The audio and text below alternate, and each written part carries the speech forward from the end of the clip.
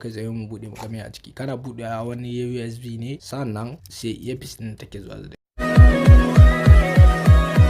Assalamu alaikum, barkamu da sake saduwa da ku a cikin wannan bidiyon. Kamar yadda kuke gani, kwalin Vivo X80 Pro ne a nuna. Zamu je kai tsaye domin mu bude kwalin.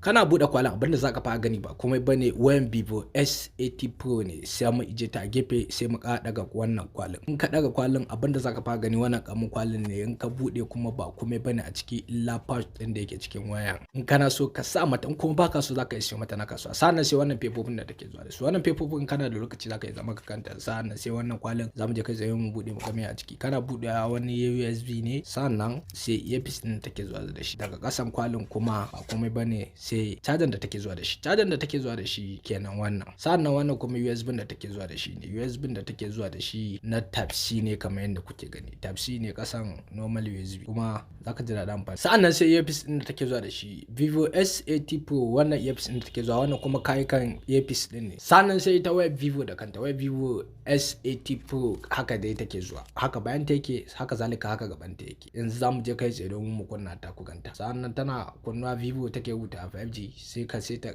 kasar da kake ka sa mata Gmail ɗin kan kana so, in baka so kuma zaka yi ban shi zuwa anjima ko ka danna skip. Haka dai cikin Vivo S80 Pro yake. Ana muka kawo ƙarshen unboxing, yanzu kuma za mu shiga cikin review. Kamfanin Vivo si launching ɗin Vivo X80 Pro a 2022 April 25, sai releasing ɗin shi a kasuwa 2022 April 29. Yanayin nauyin ta ma'ana with 215 kg. Sa'annan view ɗin waya glass ne gabanta, bayan ta kuma ceramic black. Sa'annan frame ɗinta na aluminium. Tana zuwa da dual SIM ko kuma nano SIM. Sa'annan a gefen display waya ce da take zuwa da LTPO3 AMOLED. Size din Vivo S80 Pro 6.78 inches ne. Tana zuwa da Android 12 upgradable to Android version 13. A gefen memory kuma waya ce da bata zuwa da card slot, bata zuwa da shi. Sai internal storage din ta take zuwa da shi. Tana zuwa da 256GB 8GB RAM, tana zuwa da 256GB 12GB RAM. Sa'annan tana zuwa da 512GB 12GB RAM. A gefen selfie camera kuma waya ce da take zuwa da single camera. Wannan single camera din yana zuwa da 32MP wide. Sa'annan zaka yi shooting video da shi 4K at 30fps. Sa'annan zaka yi shooting video da shi at 1080p at 30fps. Sa'annan waya ce da take zuwa da loudspeaker. Inda a gefen speaker ne, waya ce da take da iron speaker a gaskiya. Kuma waya ce da bata zuwa da 3.5mm jack. A gefen features din Vivo S80 Pro, waya ce da take zuwa da sensor fingerprint under display ultrasonic. Vivo S80 Pro waya ce da take zuwa battery 4700 mAh. A kaloli kuma waya ce da take zuwa da cosmic black ko kuma blue color. Sannan tana zuwa da orange color. A main camera kuma waya ce da take zuwa da camera guda hudu a bayanta. Na farkon yana zuwa da 50MP wide ne, na biyun kuma yana zuwa da 8MP periscope telephoto. Na ukun kuma wanda shine yake zuwa da 12MP telephoto. Na hudun kuma shi yake zuwa da 48MP ultra wide. A gefen video kuma zaka yi shooting video 8K, kuma zaka yi shooting video 4K a 30 a 60fps. Sannan zaka yi shooting video da shi 1080p a 30 a 60fps. Ana muka kawo ƙarshen unboxing da review na Vivo X80 Pro. Kada ku manta ku danna mana alamar subscribe, sannan ku danna mana alamar ƙararrawa domin da zarar mun dora sababbin video YouTube suke sanar da Mungode.